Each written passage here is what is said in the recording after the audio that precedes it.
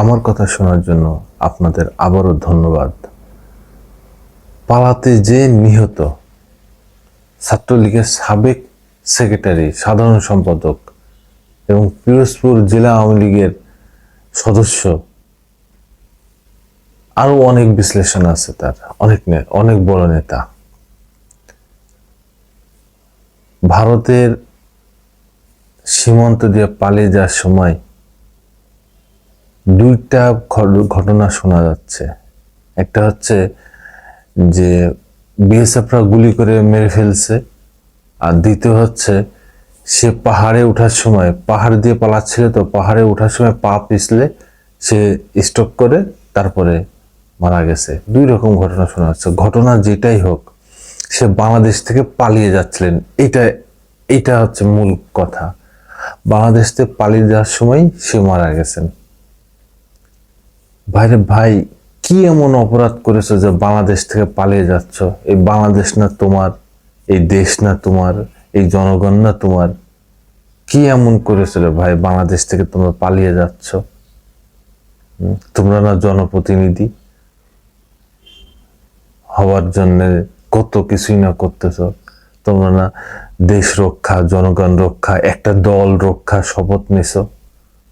যেহেতু বাংলাদেশের সাবেক ছাত্রলীগ সেক্রেটারি তুমি, তাহলে অ্যাটলিস্ট একটা ছাত্র জনতা তো তোমার আয়ত্তে ছিল। তাহলে কি এমন গঠন করেছো জীবন যে এখন সে বাংলাদেশের জনগণ থেকে পালিয়ে যাচ্ছ? আর পালাতে যে এইভাবে তোমার মৃত্যুবরণ হবে।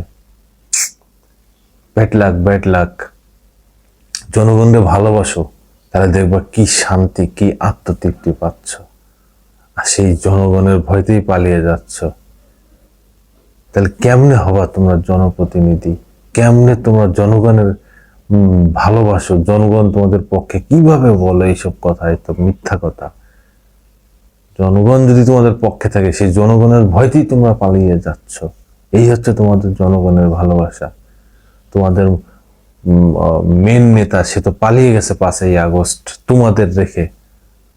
আজকে তোমরা তোমাদের জীবন বিপন্ন করে সে চলে গেছে। আজকে তোমরা কি অবস্থায় আছো?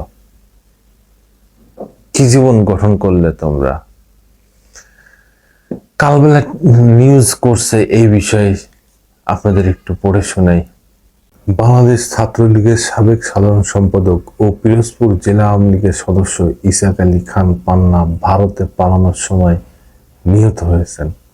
নিহত শরীরে গুলির চিহ্ন ও রক্ত দেখা গেছে। তবে তার স্বজনদের দাবি মেঘালয়ের পাহাড় থেকে পা পিছলে মারা গেছে।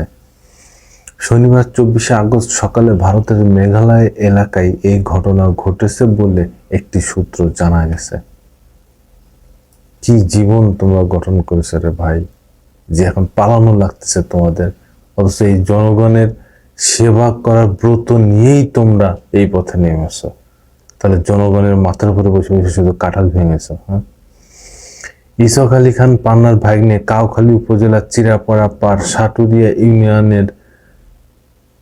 ইউনিয়ন পরিষদের চেয়ারম্যান ও কাউখালী উপজেলা আওয়ামী লীগের সাংগঠনিক সম্পাদক লাইকুজ্জামান তালুকদার মিন্টু দাবি করেন, আমার মামা পান্না শনিবার সকালে ভারতের মেঘালয় রাজ্যের শিলংয়ে একটি পাহাড় থেকে পা পিছলে পড়ে হৃদরোগে আক্রান্ত হয়ে মৃত্যুবরণ করেন। তবে তিনি কবে, কখন, কিভাবে শিলং গিয়েছিলেন সেই বিষয়ে কিছু জানাতে পারেননি তালুকদার মিন্টু। কি ভাগ্নে আর কি তার মামা, কিভাবে মারা গেছে ভাগ্নে এই খবর ঠিকই পাইছে, কিন্তু সে কবে গেছে, কখন গেছে, কিভাবে ওর পাহাড়ের পরে উঠেছে তা তিনি জানেন না। মানে মিথ্যা বলতে বলতে মানে এদের আর কোনো কাজ নেই, শুধু মিথ্যা কথা বলা সারা দিনে, এইটাই হচ্ছে তাদের কাজ। জনগণের সাথে যদি এত মিথ্যা বলে, এখন নিজের মামা সম্বন্ধে এগুলো এই মিথ্যা বলতে হবে? সত্যটা ভাই বলো ভাই, কেন, কিভাবে, কি হয়েছে সেগুলো বলো। এদিকে সামাজিক যোগাযোগ মাধ্যম ফেসবুকে একটি ছবি অনেকেই শেয়ার দিয়ে সেটি ইসাক আলী পান্নার বলে দাবি করেছেন।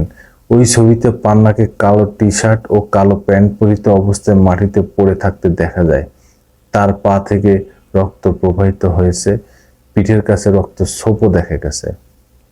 উল্লেখ্য 1994 সালে ছাত্রলীগের সাধারণ সম্পাদক নির্বাচিত হন ইসক আলী খান পান্না। 2012 সালের সম্মেলনের পর ইসক আলী খান পান্না আওয়ামী লীগের কেন্দ্রীয় উপকমিটির সহ সম্পাদক হন। এই হচ্ছে ইসক আলীর মেন পরিচয়।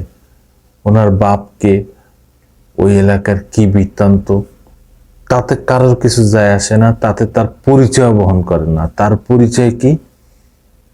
সে একটা রাজনৈতিক দলের সদস্য, সে একটা ছাত্র সংগঠনের সদস্য, এই হচ্ছে তার পরিচয়। তাদের জন্মই হয়েছে রাজনৈতিক দলের থেকে, কোনো মানুষের থেকে না। তার বাপ মা তারা জন্ম দেয়নি, এই আওয়ামী লীগের কারোরই তাদের বাপ মা জন্ম দেয়নি, জন্ম দিয়েছে এই দল, এই দলের থেকেই তারা জন্ম নিয়েছে। এমন একটা মানে বিগ হাউস একটা ব্যাপার হয়ে দাঁড়িয়েছে। তার পরিচয় সে একটা ছাত্র সংগঠনের সাবেক সেক্রেটারি, এই হচ্ছে তার পরিচয়। ধন্যবাদ।